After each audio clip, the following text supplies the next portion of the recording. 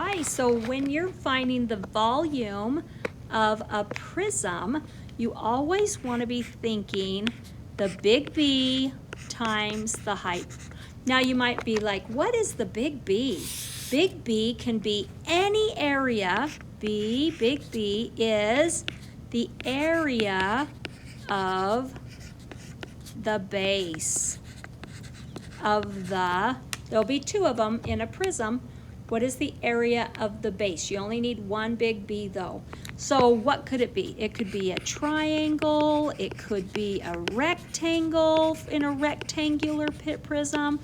It could even be a trapezoid in a trapezoidal prism. So you want to find the area of that base, then times it by the height. So let's practice this. On here I have a rectangular prism. And if I look down here, right here is my big B, the area of the base. So my big B is going to be, it's going to be a rectangle this time. It's going to be 3 times 2, which is going to be 6 inches squared. That's the area of the big B. Now remember, when we find volume, it's the big B times the height. Your height is always going to be this number that goes between your two bases on any kind of a prism. So volume, big B, was 6 inches squared. I'm going to times that by the height, which is 6 inches. Notice how we're doing inches squared times inches, so it's going to end up being inches cubed. 6 times 6 is 36, so the volume is going to be 36 inches cubed. If we just use that formula over and over again, this is the one that you want to really think about. Big B's B times H. You want to be thinking, oh, I put some water down in the bottom of this base, and then I just kept filling it up. I filled it, fill it, 6 inches worth, and they'll tell me how much volume went into that. All right, let's look at it. Now we have a triangular prism, so my big B now is going to be a triangle. It's going to be a triangle, and we know that's base times height divided by 2. Right here is my big B. And I have another one over here. So what is the area of that triangle? Well, it looks like it is 5 times 6 divided by 2. 5 times 6 divided by 2. My big B is going to be 15, and it's meters squared. So to find the volume, I just need the area of that big B times it by the height.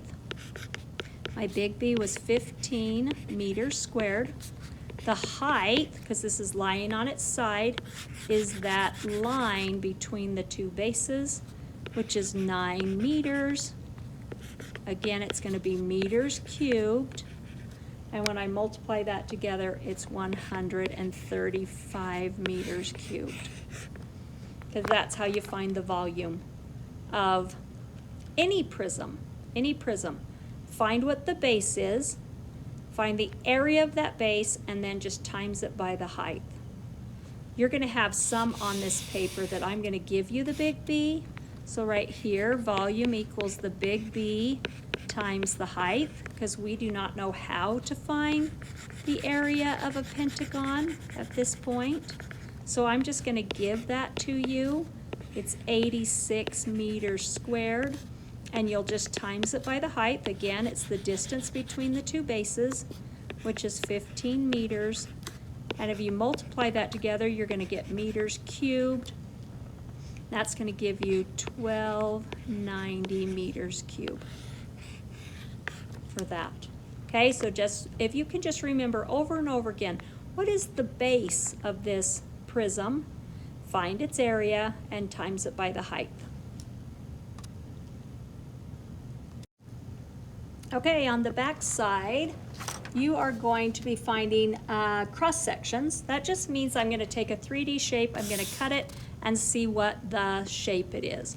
Now what you want to do is see this one's cut. Look at what the base is right here.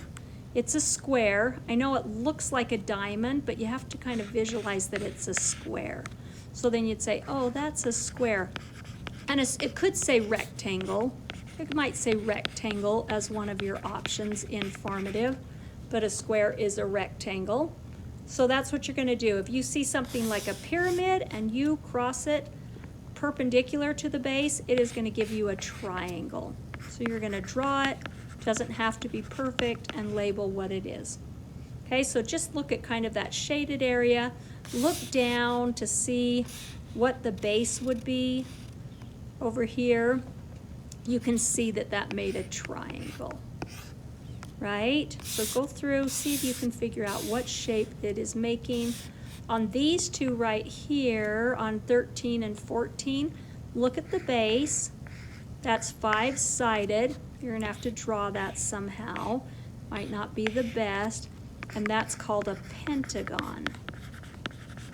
You can always Google it if you don't know what it is. This one over here, number 14, has how many sides? 1, 2, 3, 4, 5, 6. If I were to draw that, it would look something. 1, 2, 3, 4, 5, 6, and that's called a hexagon. But most of them are just triangles and rectangles. All right, that should be enough you need for today on cross sections. It's just visualizing if I were to cut open a shape and look down at what the shape it would make. I'm going to write that down. Just reminding you that we're on an angle here. Like here, this really isn't a diamond. You have to kind of visualize that it is a square or a rectangle.